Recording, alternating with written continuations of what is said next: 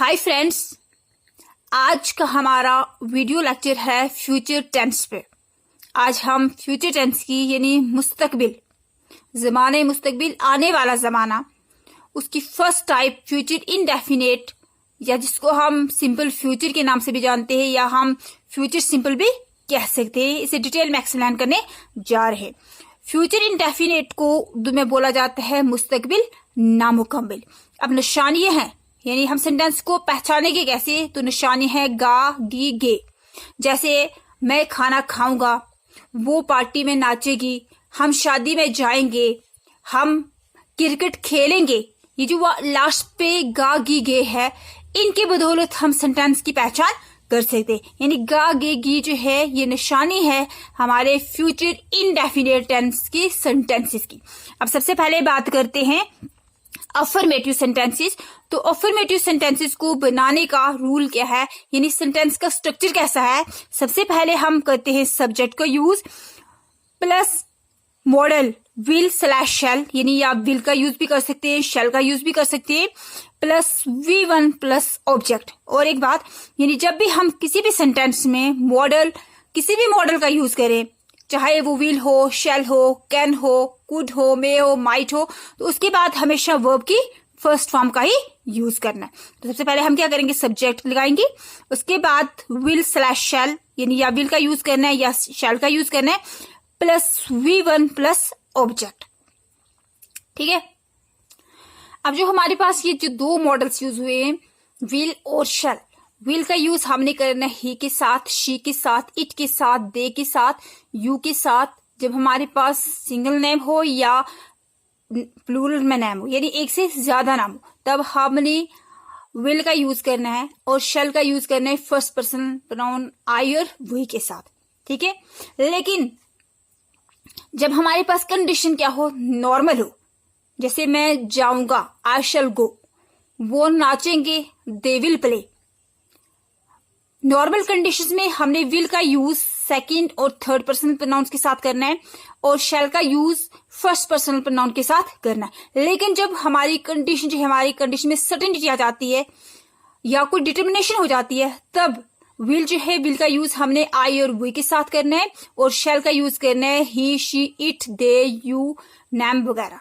ठीक है। लेकिन हम इस कंफ्यूजन को दूर करने के लिए कि अब हमें सर्टेनिटी कब है, स्टेटमेंट में सर्टेनिटी कब है, यानी स्टेटमेंट जो है हम डिटर्मिनेशन कब शो कर रहे हैं, इस कंफ्यूजन को दूर करने के लिए ग्रामरियन ने ये कहा है कि अब हम चाहे कोई भी पर्सनल प्रोनाउन है, personal pronoun as a subject use है या कोई name as a subject use हुआ है, तो हम हर एक के साथ विल का यूज करेंगे। ठीक है। अब हम आते हैं एग्जाम्पल्स पे। अब हम जितने भी पर्सनल प्रोनाउन या जितने भी या कोई नेम एज ए सब्जेक्ट हम यूज करते हैं, हर एक के साथ हम विल का यूज कर सकते हैं। तो एग्जाम्पल है I shall go to school, मैं स्कूल जाऊंगा, नॉर्मल सेंटेंस है। यू विल प्ले क्रिकेट, तुम क्रिकेट खेलोगे। She will sing a song, वो एक गाना गाएगी। We shall write a letter, हम एक खत लिखेंगे। उसके बाद है last example, they will dance in the party, वो पार्टी में नाचेगी।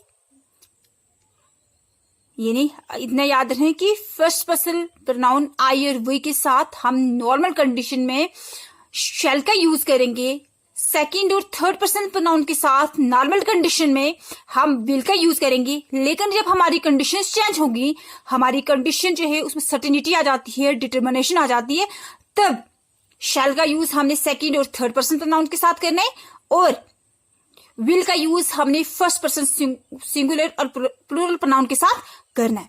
लेकिन इस कंफ्यूजन को दूर करने के लिए हम हर एक पर्सनल प्रोनाउन के साथ विल का यूज करेंगे। ठीक है। अब नेक्स्ट सेंटेंसेस की टाइप्स, नेगेटिव सेंटेंसेस यानी मनफी जुमले। जब किसी स्टेटमेंट में इनकार शो हुआ हो, तो उस वक्त उस सेंटेंस को बनाने का स्ट्रक्चर क्या है, सबसे पहले हम सब्जेक्ट का यूज करेंगे प्लस विल स्लैश शेल, यानी आप खाली विल भी लिख सकती हो, plus not, plus V1 plus object और लास्ट पे क्या डालना है, फुल स्टॉप। अब एग्जाम्पल्स पे हम एक नजर डालते हैं। राम एक खत नहीं लिखेगा, Ram will not write a letter. अब एक बात और भी है यहाँ पे, विल नॉट जो है इसकी कंट्रैक्शन फॉर्म है वॉन्ट। क्या है? WON'।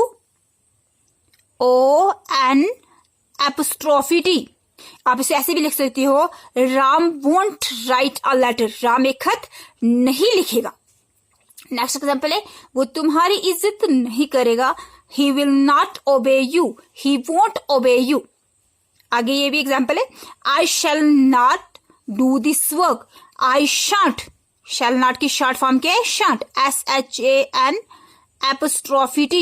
I shan't do this work. मैं ये काम नहीं करूंगा या नहीं करूंगी। उसके बाद नेक्स्ट एग्जाम्पल है, राहुल उसका काम मुकम्मल नहीं करेगा।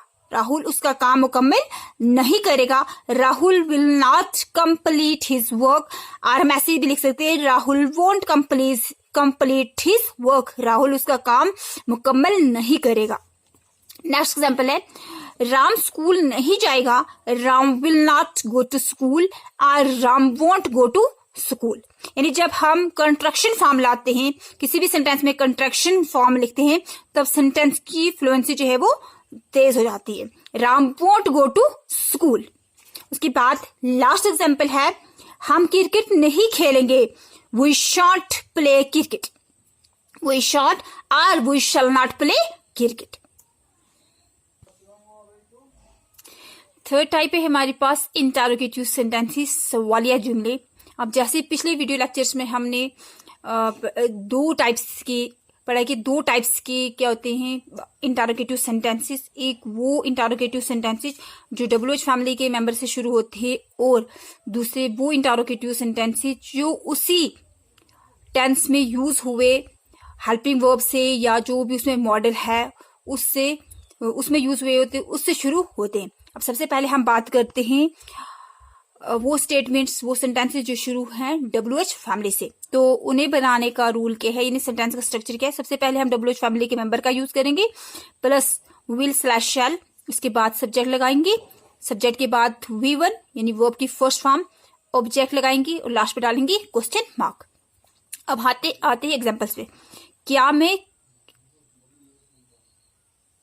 क्या खेलूंगा। व्हाट विल आई प्ले, यानी मैं कौन सा गेम खेलूंगा। मैं क्या खेलूंगा, हमें क्या चाहिए, यानी जब मैं किसी से पूछती हूँ कि मैं क्या खेलूंगा, यानी मेरी बात हो रही है कि मैं कौन सा गेम खेलूंगा, कौन सा खेल खेलूंगा। दूसरी एग्जाम्पल है, राम कहाँ जाएगा। वेयर विल राम गो। राम कहाँ जाएगा, यानी किस जगह जाएगा या किसके घर जाएगा। नेक्स्ट एग्जाम्पल है, अमन दूध कब लाएगा। When will Aman bring milk, यानी अमन दूध किस वक्त लाएगा, किस टाइम लाएगा। नेक्स्ट एग्जाम्पल है, हम कैसे बैठेंगे। हाउ विल वी सिट, हम कैसे बैठेंगे। नेक्स्ट एग्जाम्पल है, वो कौन सी किताब पढ़ेगी। Which book will she read. Which book will she read, यानी कौन सी किताब पढ़ेगी, इंग्लिश की पढ़ेगी, मैथ की पढ़ेगी या साइंस की पढ़ेगी। उसके बाद है नेक्स्ट एग्जाम्पल, माँ उसे क्यों नहीं बुलाएगी। Why will mom not call him और हर। माँ उसे क्यों नहीं बुलाएगी, यानी लड़के के लिए भी हम यूज कर सकते, मेल के लिए भी यूज कर सकते हैं। अगर हम मेल के लिए यूज करेंगे फिर हम लिखेंगे why will mom not call him. अगर फीमेल है, चाइल्ड फीमेल है, तो हम कैसे लिखेंगे, why will mom not call her. माँ उसे क्यों नहीं बुलाएगी। लास्ट एग्जाम्पल है हमारी, वो लोग क्या सोचेंगे। What will they people think, वो लोग क्या सोचेंगे। इंटरोगेटिव सेंटेंस को बनाने का रूल नंबर 2 है, सबसे पहले हम मॉडल्स जो यूज हुए हैं विल और शैल, सबसे पहले हम मॉडल विल और शैल का यूज करेंगे। उसके बाद हम सब्जेक्ट लगाएंगे, सब्जेक्ट के बाद present form of the verb, उसके बाद हम ऑब्जेक्ट लगाएंगे, ऑब्जेक्ट के बाद हम लगाएंगे क्वेश्चन मार्क, यानी क्वेश्चन मार्क का यूज हमने सबसे लास्ट पे करना है। अब हम एग्जाम्पल्स की तरफ नजर डालते हैं। क्या राम घर जाएगा। Will Ram go home. क्या राम घर जाएगा, तो हमें आंसर किसमें चाहिए, यस या नो में। क्या राम घर जाएगा, हाँ होगा yes, he will go home. इसका आंसर ऐसे आ सकता है। क्या वो आम खाएगी। Will she eat mangoes. उसके बाद नेक्स्ट एग्जाम्पल है, क्या वो अगले महीने ताजमहल की सैर करेंगे? Will they visit Taj Mahal next month? उसके बाद लास्ट एग्जाम्पल है, क्या तुम मेरे लिए एक गाना गाओगे? Will you sing a song for me? क्या तुम मेरे लिए एक गाना गाओगे? जब हम मॉडल से यानी मॉडल या हेल्पिंग वर्ब से अपनी स्टेटमेंट को शुरू करेंगे, इंटरोगेटिव स्टेटमेंट को शुरू करेंगे, तो हमें उस वक्त आंसर जो है सिर्फ और सिर्फ यस या नो में ही देना है। तो नेक्स्ट सेंटेंसेस है सेंटेंसेस नंबर 4, इंटरोगेटिव कम नेगेटिव सेंटेंसेस। तो इंटरोगेटिव कम नेगेटिव सेंटेंसेस के भी हम 2 रूल पढ़ेंगे। जैसे हमने इंटरोगेटिव सेंटेंसेस के पढ़े, तो सबसे पहले हम रूल पढ़ेंगे उन स्टेटमेंट्स के लिए, उन सेंटेंसेस के लिए जो WH फैमिली से शुरू होते हैं। तो सबसे पहले हम WH फैमिली के मेंबर का यूज करेंगे प्लस हेल्पिंग वर्ब और हम मॉडल कह सकते हैं, मॉडल विल, उसके बाद सब्जेक्ट लगाएंगे प्लस नॉट, उसके बाद V1 यानी basic form of the verb, present form of the verb plus object, last पर डालेंगे क्वेश्चन मार्क। अब देखते हैं हम एग्जाम्पल्स। तो एग्जाम्पल नंबर 1 है हमारी, तुम कहाँ नहीं जाओगी। अब कहाँ की बात इस मतलब है कि कहाँ किसके लिए हम लिखते हैं, किसी प्लेस के लिए। तो प्लेस के लिए हम वर्ड यूज करते हैं वेयर।